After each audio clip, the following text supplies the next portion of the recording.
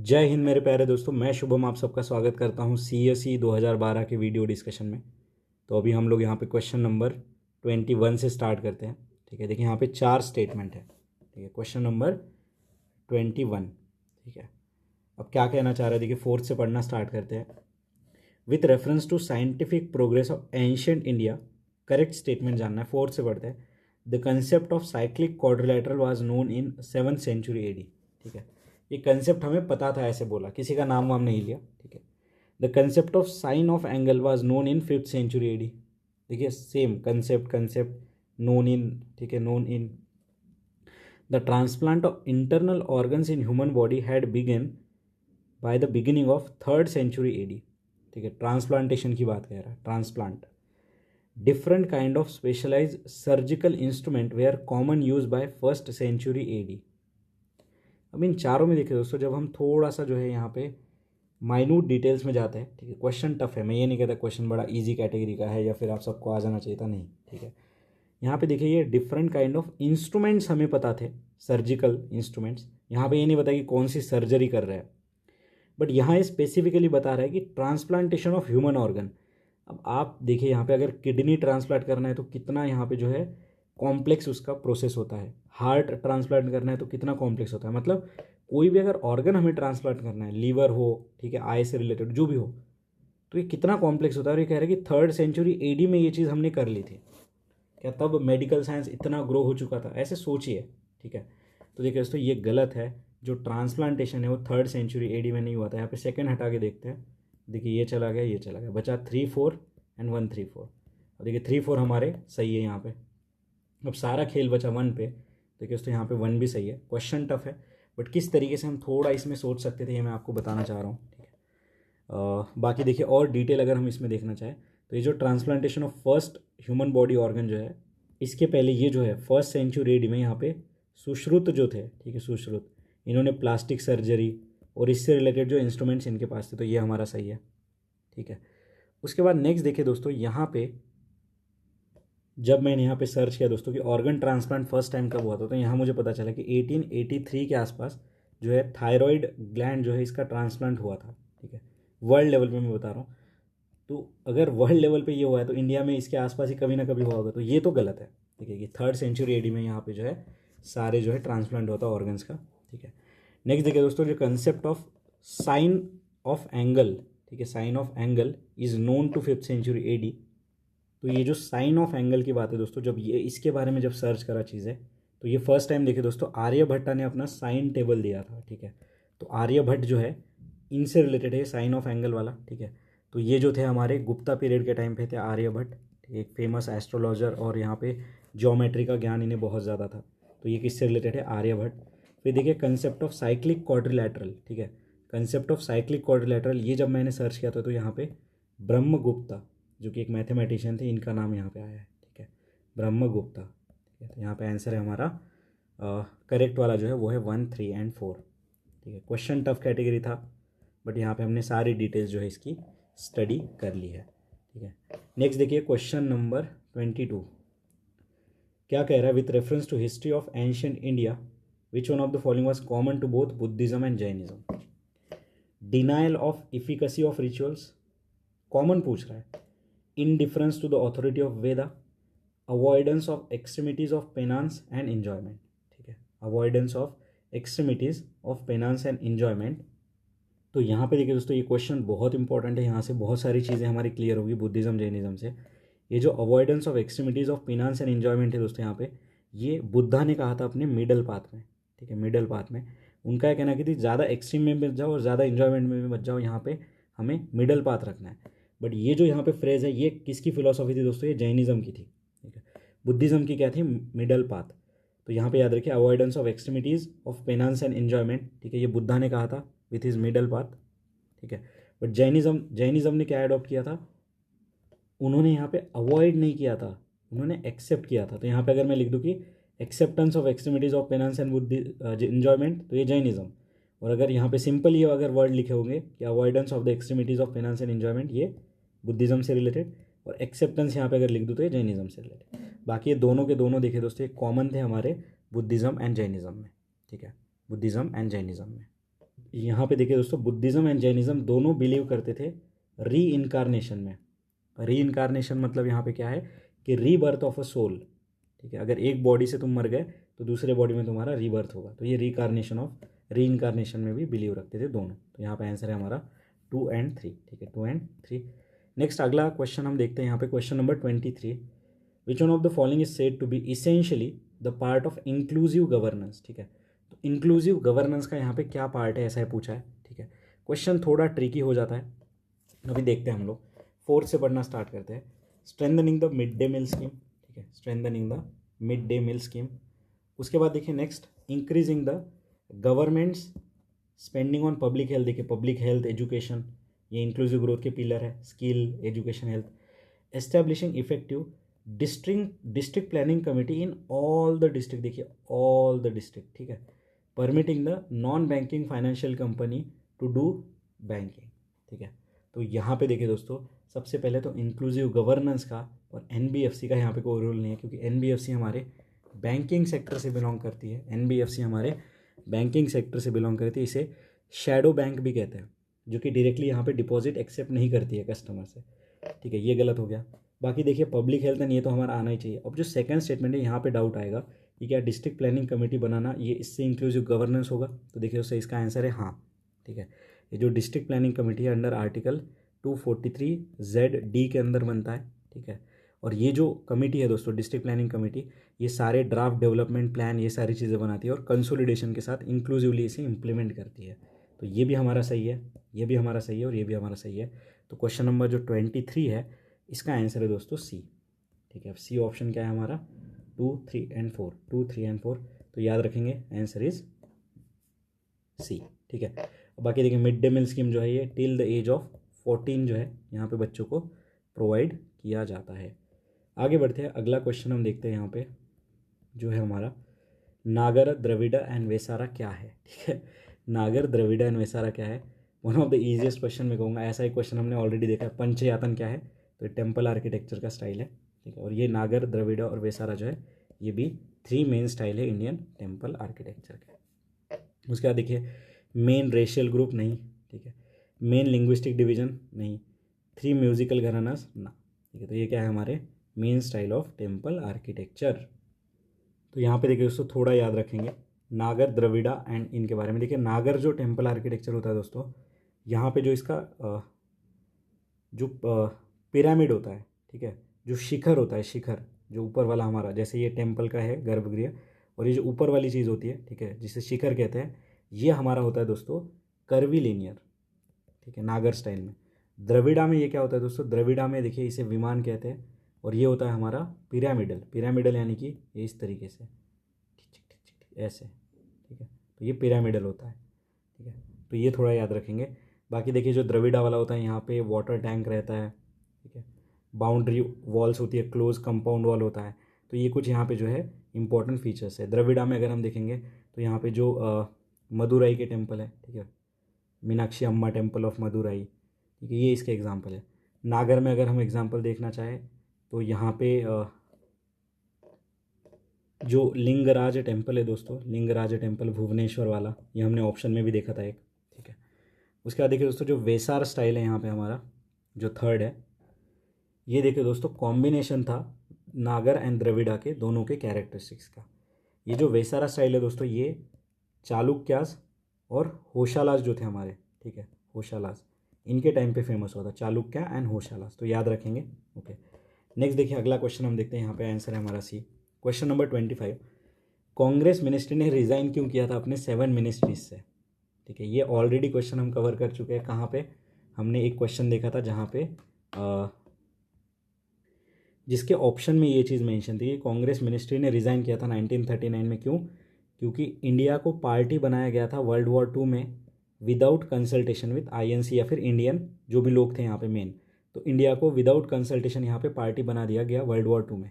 तो देखिए Congress could not form ministries नहीं, emergence of left wing in the Congress नहीं, वाइड स्प्रेड कम्युनल डिस्टर्बेंस नहीं। तो कांग्रेस मिनिस्ट्री ने रिज़ाइन क्यों किया था, यहाँ पे आंसर क्या है, नन ऑफ द अबव। क्योंकि इसका रीज़न क्या था कि बिना इंडियंस के कंसल्टेशन के यहाँ पे इंडिया को वर्ल्ड वॉर 2 में यहाँ पे घसीट लिया गया था, ठीक है। इसलिए जो है हमने ये जो है रिज़ाइन किया था 39 में।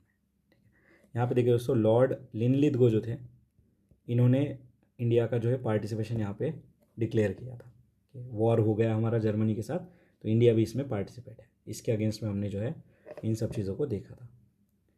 नेक्स्ट देखिए, अगला क्वेश्चन है question number 26, with reference to national rural health mission which one of the following were jobs of ASHA. ठीक है, आशा क्या है? Accredited social health care activist. ठीक है, accredited social health activist.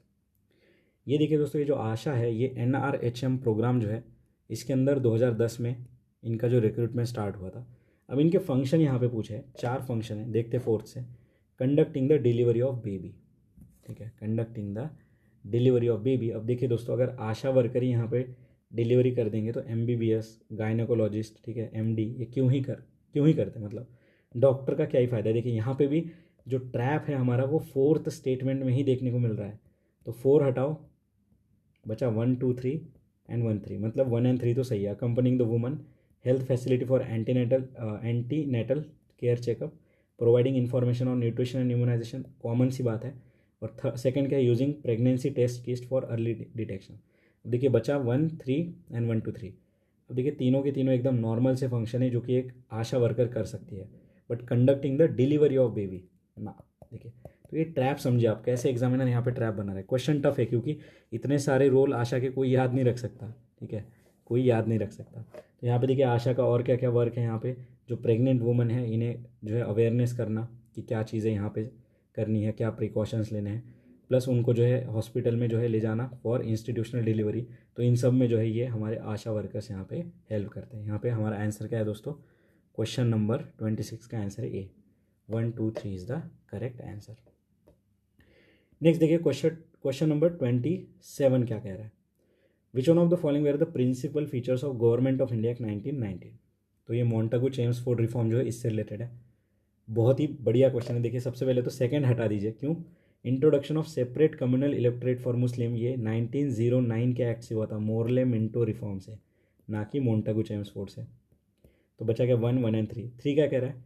Devolution of legislative authority by centre to the province. सही बात है, यहाँ पे डिवोल्यूशन हुआ था। And introduction of dyarchy. Dyarchy क्या है? हमने देखा था 2 सब्जेक्ट होंगे इसमें, एक ट्रांसफर्ड एंड एक रिजर्व। और इससे रिलेटेड क्वेश्चन हमने कहाँ देखा था? 2022 के प्रीलिम्स में। तो देखिए कैसा इंटरलिंकेज है। यहाँ पे आंसर है हमारा 1 एंड 3। ठीक है, तो देखिए ये जो क्वेश्चन है गवर्नमेंट ऑफ इंडिया एक्ट वाला, यहाँ पे आंसर है हमारा 1 एंड 3। ठीक है, तो डायरकी यहाँ पे लाई गई थी। और ट्रांसफर्ड सब्जेक्ट और रिजर्व सब्जेक्ट में कौन से सब्जेक्ट होते हैं ये ऑलरेडी हमने कवर किया है। देखिए दोस्तों, जो ट्रांसफर्ड लिस्ट थी जो कि प्रोविंसेस को दिया गया था, इसमें एग्रीकल्चर, ठीक है, लोकल गवर्नमेंट, हेल्थ, एजुकेशन, ये सारी चीज़ें आ गई थी। ठीक है, और जो रिजर्व था जिसमें गवर्नर जनरल ही सारी चीज़ें देखेगा, वॉइस रॉय सारी चीज़ें देखेगा, वो कौन सा था? जो इंपॉर्टेंट थे, जैसे कि डिफेंस हो गया, फॉरेन अफेयर्स हो गया, कम्युनिकेशन हो गया, ठीक है, पुलिस हो गया। ठीक है, ये चीज़ें जो है रिजर्व सब्जेक्ट में लाई गई थी। तो यहाँ पे आंसर क्या आ गया दोस्तों? हमारा 1 एंड 3 इज़ द करेक्ट। अगला क्वेश्चन देखते हैं दोस्तों, यहाँ पे क्वेश्चन नंबर 27 क्या कहना चाह रहा है ये? During Indian freedom struggle the national. Next देखिए दोस्तों, अगला क्वेश्चन है यहाँ पे, during the Indian freedom struggle the national social conference was form, what was the reason for its formation. अब देखिए नेशनल सोशल कॉन्फ्रेंस डायरेक्टली हम अभी हमारे स्पेक्ट्रम में पढ़ते हैं। ठीक है, 2012 का क्वेश्चन है। ठीक है, अभी प्रेजेंट है हमारे, ठीक है, किताबों में। देखिए दोस्तों, ये जो नेशनल सोशल कॉन्फ्रेंस था ये 1887 में बनाया गया था, MG रानडे और रघुनाथ राव। ठीक है, रानडे और रघुनाथ राव जी के द्वारा। ठीक है, याद रखिएगा ये 2 चीज़ें, MG रानडे एंड रघुनाथ राव। अभी किस लिए बनाया गया था? हम ऑप्शंस पढ़ते हैं, डी ऑप्शन पढ़ते हैं सबसे पहले। None of the statement ABC given below is correct, पढ़ना पड़ेगा ऊपर का। सी क्या कह रहा है? Behram ji Malabari and MG Ranade decided to bring all the social reform groups of the country under one organization. All, पूरे कंट्री की बात कह रहे हैं। उस टाइम पे थोड़ी व्हाट्सएप और सोशल मीडिया था कि सबको एक साथ मैसेज जाएगा। फिर देखिए INC did not want to include social reform in its deliberation and decide to form a separate body for such a purpose. और ए देखिए क्या कह रहा है? Different social religious reform organisation of Bengal region united to form a single body to discuss the issue, larger interest to prepare appropriate petition and representation to government. अब देखिए MG Ranade Maharashtra के आसपास के हैं, बंगाल की बात कह रहा है, हटा दीजिए। बहराम जी माला, ये ऑल द सोशल रिफॉर्म हटा दीजिए, बचा क्या? बी। और ये मोस्ट सेंसिबल यहाँ पे एक्सप्लेनेशन है दोस्तों कि नेशनल सोशल कॉन्फ्रेंस जो है वो आईएनसी जो है यहाँ पे नहीं डिस्कस करना चाहती थी सोशल रिफॉर्म्स को, ठीक है, जिससे क्या हो जाता, थोड़ा आइडियोलॉजी में बंटवारा हो जाता, इसलिए इन्होंने अलग से ही नेशनल सोशल कॉन्फ्रेंस बना दी 1887 में एमजी रानडे और हमारे रघुनाथ राव जी के अंडर में, ठीक है। नेक्स्ट देखिए यहाँ पे ये जो नाम है दोस्तों ये बहुत इंपॉर्टेंट है, बहराम जी मालाबारी। इनका देखिए एक बहुत ही क्रूशियल रोल था एज ऑफ कंसेंट बिल लाने में, ठीक है। एज ऑफ कंसेंट बिल क्या है, तो ये जो मैरिज की एज है इससे रिलेटेड है एज ऑफ कंसेंट बिल। और इनका देखिए एक आउटलेट भी हुआ करता था इंडियन स्पेक्टेटर, ठीक है, मैगजीन जर्नल आउटलेट जो भी हो, तो याद रखें इंडियन स्पेक्टेटर कौन लिखते थे, बहराम जी मालाबारी। और एज ऑफ कंसेंट से रिलेटेड इनका बहुत ही क्रूशियल रोल है, ये डायरेक्टली हमें CDS CAPF में मल्टीपल टाइम्स ये क्वेश्चन देखने को मिलेगा, ठीक है। तो देखिए जो क्वेश्चन नंबर 28 है हमारा आंसर है इसका बी। अगला क्वेश्चन हम देखते हैं, which one of the following parties were establish by doctor BR Ambedkar. बहुत अमेजिंग क्वेश्चन है, बहुत सारी चीज़ें समझेंगे यहाँ पे हमें। देखिए दोस्तों यहाँ पे इंडिपेंडेंस लेबर पार्टी, ठीक है, all India schedule caste federation, ये दो जो है ये बाबा साहेब अम्बेडकर ने बनाई थी। फर्स्ट जो है यहाँ पे peasants and workers party of India, ये देखिए दोस्तों 1947 के आसपास बनी थी महाराष्ट्र में, और इसके फाउंडर थे तुलसीदास जाधव, ठीक है, तुलसीदास जाधव इसके फाउंडर थे, जितना मैंने विकीपीडिया पे देखा है आपको बताया, ठीक है। अभी देखिए BR Ambedkar all India schedule caste federation 1942 में इन्होंने बनाई थी, किसके लिए, तो जो शेड्यूल कास्ट है उनके राइट्स से रिलेटेड यहाँ पे चीज़ें करने के लिए, ठीक है। नेक्स्ट देखिए यहाँ पे जो अगला है हमारा इंडिपेंडेंट लेबर पार्टी, तो ये लेबर राइट्स इन सबसे रिलेटेड जो है BR अम्बेडकर जी ने बनाई थी। और एक पार्टी थी देखिए दोस्तों इन्होंने बनाई थी BR अम्बेडकर जी ने, Republican party of India RPI, Republican party of India, all India schedule caste federation and independent labour party is associated with BR Ambedkar. Peasants and worker party यहाँ पे एसोसिएटेड नहीं थी। आंसर है हमारा यहाँ पे 2 और 3। नेक्स्ट देखिए अगला क्वेश्चन हम देखते हैं, which of the following special powers have been conferred on Rajya Sabha by constitution of India, ठीक है। तो कॉन्स्टिट्यूशन ऑफ इंडिया से कौन से यहाँ पे जो है स्पेशल पावर दिए गए हैं राज्यसभा को, ठीक है। अब देखिए स्पेशल पावर हमने ऑलरेडी यहाँ पे PYQs में देख रखे हैं, क्या थी देखिए, अगर स्टेट लिस्ट में अगर कोई चीज़ है तो इसके ऊपर अगर पार्लियामेंट को कोई लॉ बनाना है तो ये राज्यसभा के थ्रू आएगा, और राज्यसभा देखिए 2/3 प्रेजेंट एंड वोटिंग वाली जो स्पेशल मेजोरिटी वाला प्रोविजन है यहाँ पे यूज़ करेगा, अगर स्टेट लिस्ट से कोई भी आर्टिकल अगर उन्हें उसके ऊपर अगर लॉ बनाना है तो। और ये जो लॉ बनेगा ये राज्यसभा की स्पेशल पावर से ये 1 ईयर तक यहाँ पे जो है पावर में रहेगा, ये हमने ऑलरेडी कवर किया है, ठीक है। अब देखिए to change the existing territory of state and to change the name of state, ये तो देखिए लोकसभा राज्यसभा दोनों कर सकते हो, स्पेशल पावर तो नहीं है यहाँ पे। To pass the resolution empowering the parliament to make a laws in state list and create 1 और मोर ऑल इंडिया सर्विस, तो देखिए ऑल इंडिया सर्विस हमारा आर्टिकल 312, ये देखिए दोस्तों स्पेशल पावर में है। और स्टेट लिस्ट वाली जो बात है ये देखिए आर्टिकल 249 में, याद रख लीजिएगा, स्टेट लिस्ट के ऊपर कायदा बनाने की पावर 249, ऑल इंडिया सर्विस वाला 312, ठीक है। फिर देखिए amend the election procedure of president and determine the pension of president after his retirement, नहीं, this is not a special power. और डी क्या है, determining the function of election commission, नहीं, ये भी कोई स्पेशल पावर यहाँ पे नहीं है, साथ में मिलकर चलता है, तो यहाँ पे आंसर है हमारा बी, ठीक है। जो आर्टिकल भी हमने देख लिया 249 स्टेट लिस्ट वाला और 312 जो कि ऑल इंडिया सर्विस वाला था। नेक्स्ट देखिए अगला क्वेश्चन हम देखते हैं यहाँ पे, जो हमारा question number 31, how does the national rural livelihood mission seeks to improve the livelihood options of rural poor. तो क्या कह रहा है यहाँ पे, लाइवलीहुड मिशन है। सबसे पहले तो याद रख लीजिए ये जो नेशनल रूरल लाइवलीहुड मिशन है दोस्तों ये मिनिस्ट्री ऑफ रूरल डेवलपमेंट के अंदर आता है, और यहाँ पे देखिए दोस्तों 2011 में स्टार्ट हुआ था, बहुत पुराना है, ठीक है, 2011 में स्टार्ट हुआ था। और यहाँ पे सेल्फ हेल्प ग्रुप बना के लोगों को जो है उनको प्रोडक्टिव एक्टिविटी में लाके उनका लाइवलीहुड जो है यहाँ पे बढ़ाना था, इनकम यहाँ पे बढ़ाना था, तो जो है ये था हमारा national rural livelihood mission. Third से पढ़ते हैं, by supplying seed fertiliser diesel pump set micro irrigation equipment free. हटाओ यार, क्या ही बात कह रहा है, इतना सब कुछ फ्री दे दोगे क्या, फिर तो फार्मिंग ही सबसे बेस्ट ऑप्शन है, क्योंकि इन्वेस्टमेंट तो सारा गवर्नमेंट कर रहा है और जो आउटपुट होगा वो हमारा होगा। Simple thinking. By strengthening the self help group and promoting skill development, positive बात है, प्रैक्टिकल बात है। Setting up of large number of new manufacturing, तो यहाँ पे देखिए आप थोड़ा कनेक्ट कर पा रहे होंगे, यूपीएससी क्या करता है, रूरल इंडिया की अगर कोई स्कीम है, जैसे कि एक स्मॉल फाइनेंस बैंक वाला हमने क्वेश्चन देखा था, उसमें भी उन्होंने क्या बोला कि इंडस्ट्रीज सेटअप करेंगे रूरल एरिया में, यहाँ पे भी क्या कह रहा है, मैन्युफैक्चरिंग इंडस्ट्री बनाएंगे रूरल एरिया में। तो ये चीज़ मेनली गलत होती है। क्यों? क्योंकि रूरल एरिया में उतनी कनेक्टिविटी, ये सारी चीज़ें नहीं होती है, तो लार्ज इंडस्ट्री बनाना या फिर एंटरप्रेन्योरशिप वहाँ पे डेवलप करना थोड़ा मुश्किल हो जाता है। बट सेल्फ हेल्प ग्रुप के सहारे छोटे छोटे जो है कोऑपरेटिव्स बना के वहाँ पे काम करना ईजी होता है। ठीक है, तो ये जो नेशनल रूरल लाइवलीहुड मिशन है दोस्तों, अभी इसका नाम बदल के दीनदयाल अंत्योदय योजना, ठीक है, ऐसा कर दिया गया है 2015 से। तो देखिए सारी चीज़ें हमने डिस्कस की। हमारा आंसर क्या आएगा यहाँ पे? क्वेश्चन नंबर 31 का आंसर है B, 2 only is the correct. तो जो भी मैंने वैल्यू एडिशन, जो भी थिंकिंग हमने डिस्कस करी है वो आप नोट डाउन कर लीजिएगा। नेक्स्ट देखिए क्या कहता है, मल्टी डायमेंशनल पावर्टी इंडेक्स, जो कि Oxford poverty and human development initiative with UNDP supports and covers which one of the following. तो अब ये ह्यूमन डेवलपमेंट इंडेक्स में क्या आता है ऐसे पूछ रहा है। ईजी क्वेश्चन है क्योंकि ह्यूमन डेवलपमेंट इंडेक्स, उसकी रैंकिंग हम सब जो है डिटेल में पढ़ते हैं। तो देखिए दोस्तों क्वेश्चन नंबर 32। नेक्स्ट देखिए दोस्तों यहाँ पे थर्ड स्टेटमेंट क्या है, the extent of budget deficit and GDP growth rate at a national level. देखिए बजट डेफिसिट और जीडीपी ग्रोथ रेट का यहाँ पे ह्यूमन डेवलपमेंट के साथ कोई यहाँ पे रिलेशन नहीं है। ठीक है, तो देखिए जैसे देखिए यहाँ पे भी ट्रैप थर्ड में ही है। अगर आप 10 क्वेश्चन देखोगे ना तो 8 में जो ट्रैप होता है लास्ट वाले स्टेटमेंट में होता है। तो देखिए हटाया हटाया हटाया, आंसर आ गया 1 ओनली। सेकेंड और फर्स्ट पढ़ने की भी ज़रूरत नहीं है। तो यहाँ पे क्या कह रहा है, purchasing power at a national level नहीं, तो deprivation of education, health, asset and service at a house hold level, ये यहाँ पे इंक्लूड है दोस्तों हमारे ह्यूमन डेवलपमेंट इंडेक्स में। ठीक है, ये 2010 में देखिए यहाँ पे स्टार्ट हुआ था ह्यूमन डेवलपमेंट इंडेक्स लाना। इसमें देखिए एजुकेशन से रिलेटेड बात होती है, एजुकेशन जिसमें ईयर ऑफ स्कूलिंग, और दूसरा जो है चाइल्ड एनरोलमेंट यहाँ पे होता है, लिख लीजिए बहुत इंपॉर्टेंट है। एजुकेशन में year of schooling and child enrolment.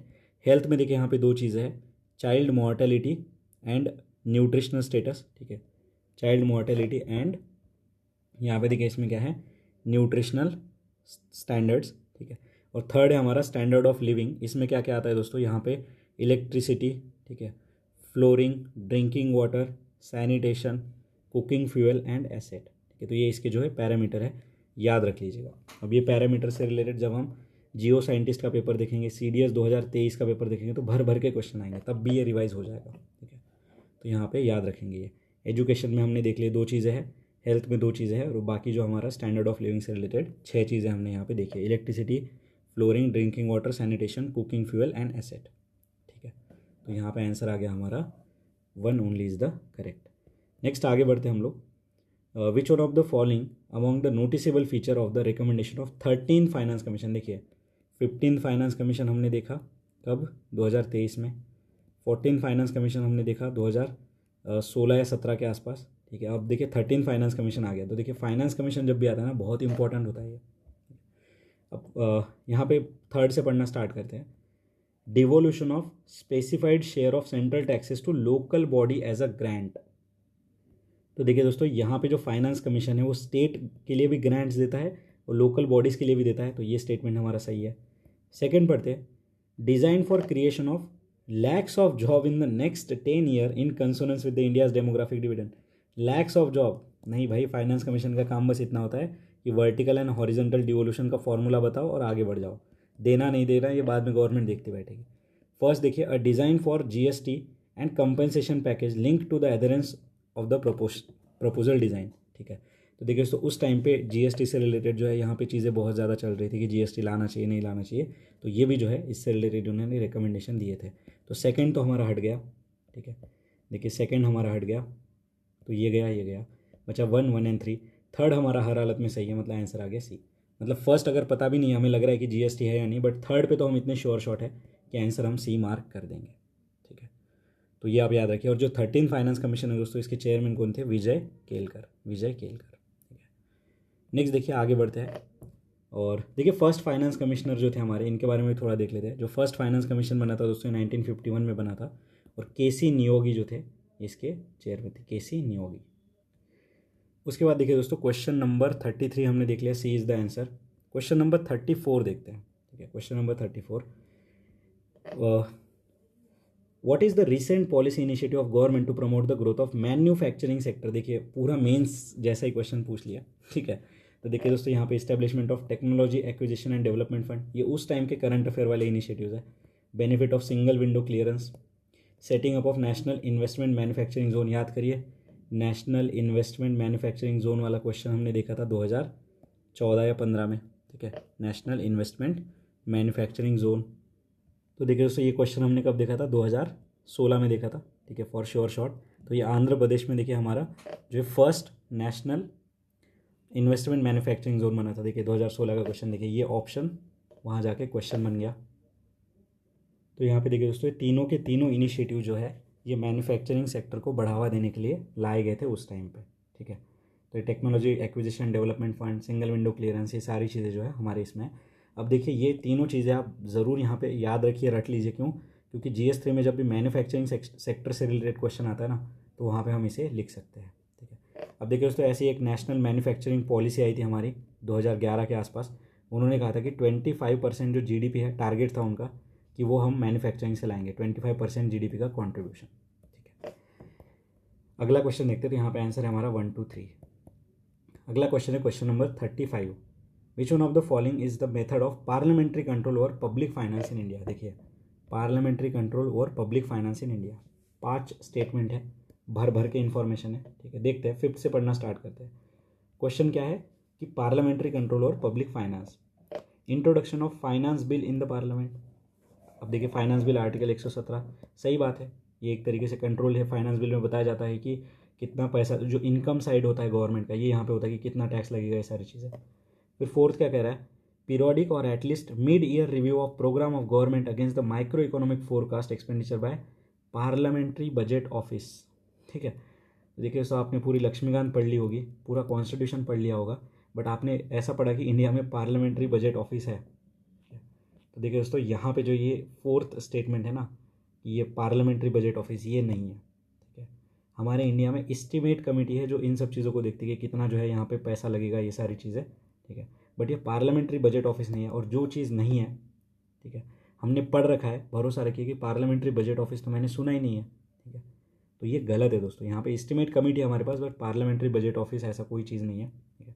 But ये पार्लियामेंट्री बजट ऑफिस जैसा बॉडी बनाने की रिकमेंडेशन NCRWC ने दे रखी है, ठीक है। तो ये हमारा गलत हो गया। फिर देखिए जैसे ही 4 गलत हुआ, चलिए ऑप्शन हटा के देखते हैं, ये गया, ये गया, ये गया, बचा क्या 1 2 3 5, ठीक है। मतलब 1 2 3 हमारे तीनों सही है।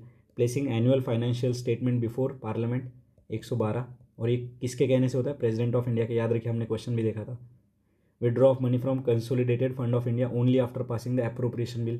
कंसोलिडेटेड फंड ऑफ इंडिया हमारा 266 आर्टिकल, ठीक है, 266 आर्टिकल के अंदर आता है। अप्रोप्रिएशन बिल हमारा कौन से आर्टिकल में आता है दोस्तों, आर्टिकल 114 के अंदर। Provision for supplementary grant and vote on account. तो ये तीनों जो है 1 2 3 एंड 5 ये हमारे पार्लियामेंट्री कंट्रोल है ऑन पब्लिक फाइनेंस, ठीक है। तो आई होप आपको ये सारा वैल्यू एडिशन यहाँ पे समझ आ चुका होगा।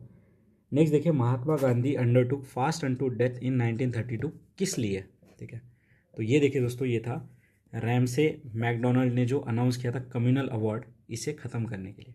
इससे क्या हो रहा था दोस्तों, यहाँ पे जो है सेपरेट इलेक्टोरेट देने की बात करी थी दोस्तों। सेपरेट इलेक्टोरेट किसे देने की बात करी थी, मुस्लिम्स को, बुद्धिस्ट को, सिख्स को, ठीक है, Christian, Anglo Indian and depress class, ठीक है, जो अनटचेबिलिटी के एक्सप्लॉयटेशन जिनके ऊपर हुए थे, ठीक है, जो डिप्रेस क्लास थे, जिन्हें डॉक्टर BR अम्बेडकर जो है रिप्रेजेंट कर रहे थे, ठीक है।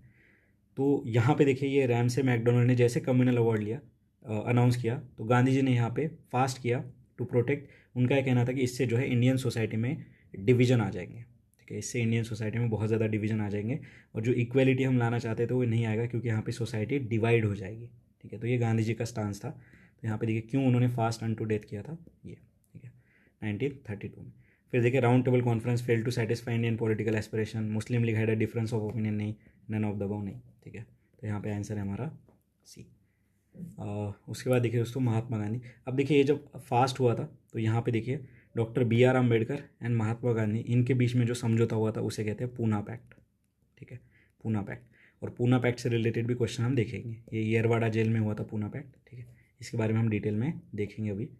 नेक्स्ट देखिए आगे बढ़ते हैं, रोहितवारी सेटलमेंट 2018 में हमने देखा था। Ryotwari settlement, permanent settlement, Mahalwari settlement क्या है, ये सारी चीज़ें मैंने आपको बताई थी। थर्ड स्टेटमेंट क्या कहता है, the lands were surveyed and assess before being tax. Normal सी बात कह रहा है, सर्वे वर्वे करके जो है टैक्स लगाया जाता था। Government give pattas to the ryots, ठीक है, पट्टा दिया था, पट्टा मतलब लैंड राइट, लैंड्स, ठीक है, पट्टा यानी लैंड, जिस पे लिखा होता है चीज़ें, एक डॉक्यूमेंट होता है उस पर लिखा होता है कि ये लैंड आपको बिलोंग करती है। The rent paid directly by the peasant to the government, इसीलिए तो इसे रोयतवारी सेटलमेंट कहते हैं, ठीक है। यहाँ पे कोई मिडल मैन था नहीं, ठीक है। तो देखिए दोस्तों तीनों के तीनों स्टेटमेंट जो है रोयतवारी सेटलमेंट के लिए सही है। और यहाँ पे देखिए 1820 में इंट्रोड्यूस हुई थी बाय थॉमस मुनरो, ठीक है। थॉमस मुनरो द्वारा ये इंट्रोड्यूस हुई थी कब? 1820 में। तो यहाँ पे तीनों स्टेटमेंट करेक्ट है। और यहाँ पे जो टैक्स रेट होते थे दोस्तों ये वेरी हुआ करते थे। अगर आपकी इरीगेटेड वेटलैंड वाली अगर ज़मीन है तो ज़्यादा टैक्स, अगर ड्राई लैंड वाली है तो यहाँ पे कम टैक्स। तो ये सारी चीज़ें हैं, ठीक है। बाकी देखिए महलवारी सेटलमेंट हमने देखा था। महलवारी किसने इंट्रोड्यूस किया था दोस्तों? हॉल्ट मैकेंजे, याद करिए, ठीक है। हॉल्ट मैकेंजे 1822 में। और यहाँ पे देखिए लॉर्ड विलियम बेंटिक भी थे इनके साथ 1833 के आसपास, ठीक है। तो Mahalwari settlement was introduce by Holt Mackenzie, ठीक है। बाकी परमानेंट सेटलमेंट हमने देखा था कॉर्नवालिस, ठीक है। तो यहाँ पे ऑल 3 इज़ करेक्ट। और यहाँ पे नोटिस करने लायक देखिए जो हमारा डी ऑप्शन है 1 2 3 ये कहाँ पे है? सी में, ठीक है। नेक्स्ट अगला क्वेश्चन हम देखते हैं यहाँ पे जो है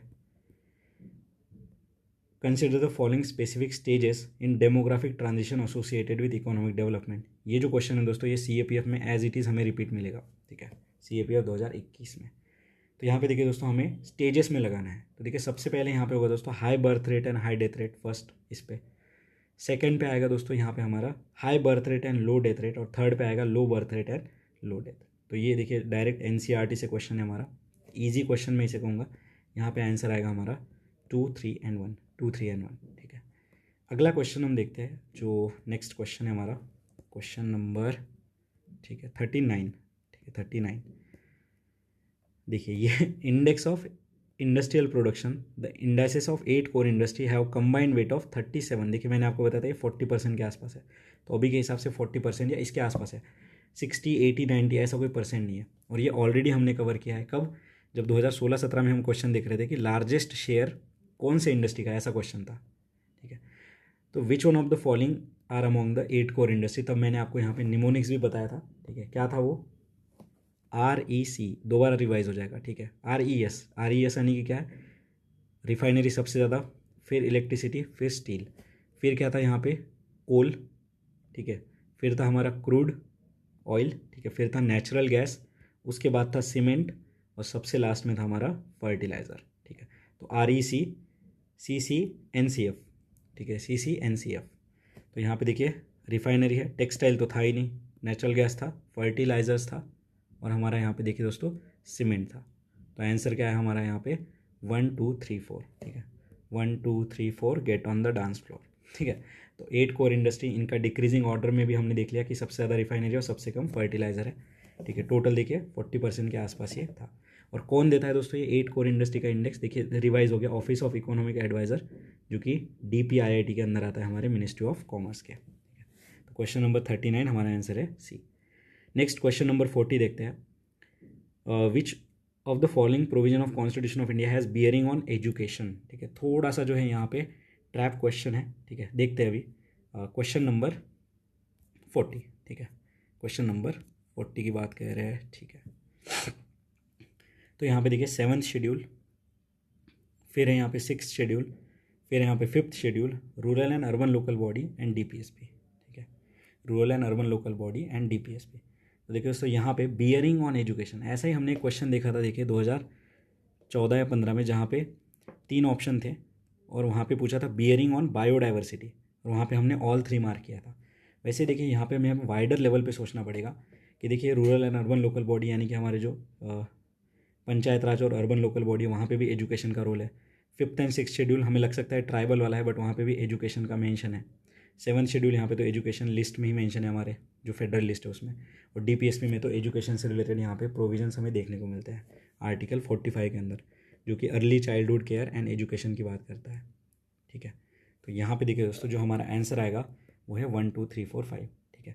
बहुत सारे एस्पिरेंट यहाँ पे कंफ्यूज हो जाएंगे कि 1 2 and 5 यहाँ पे आंसर हो सकता है, बट एज़ पर ऑफिशियल की, ठीक है, यहाँ पे बियरिंग ऑन एजुकेशन की बात है, तो हमें मोस्ट इंक्लूसिव तरीके से यहाँ पे जो है सोचना पड़ेगा, ठीक है। अब देखिए जो हमारा शेड्यूल 11 and 12 है, इसमें भी एजुकेशन की बात आती है, ठीक है। 5th शेड्यूल में भी देखिए यहाँ पे जो ट्राइबल कम्युनिटीज़ के एजुकेशन से रिलेटेड बात आती है, एजुकेशन एंड इकोनॉमिक एडवांसमेंट की बात आती है, to provide social justice to them, ठीक है। तो ये चीज़ें जो है हमारी ऑलरेडी इन शेड्यूल्स में आती है, ठीक है, for welfare and social justice. ठीक है, और बाकी देखिए दोस्तों 7th शेड्यूल में भी हमें पता है कि जो हमारा एजुकेशन वाला जो चीज़ है वो कौन सी लिस्ट में आता है दोस्तों, कॉन्करेंट लिस्ट में आता है। ठीक है, ये 42nd अमेंडमेंट एक्ट से जो है इसे स्टेट लिस्ट से उठा के कॉन्करेंट लिस्ट में डाला गया था। तो आंसर आ गया हमारा यहाँ पे D, none all of the above. अभी नेक्स्ट क्वेश्चन हम अगले वीडियो में देखेंगे। ओके, अब थोड़ी तबीयत ख़राब है इसलिए थोड़ा स्लो चल रहा है। अभी थोड़ा और जो है स्पीड यहाँ पे बढ़ाएंगे। धन्यवाद।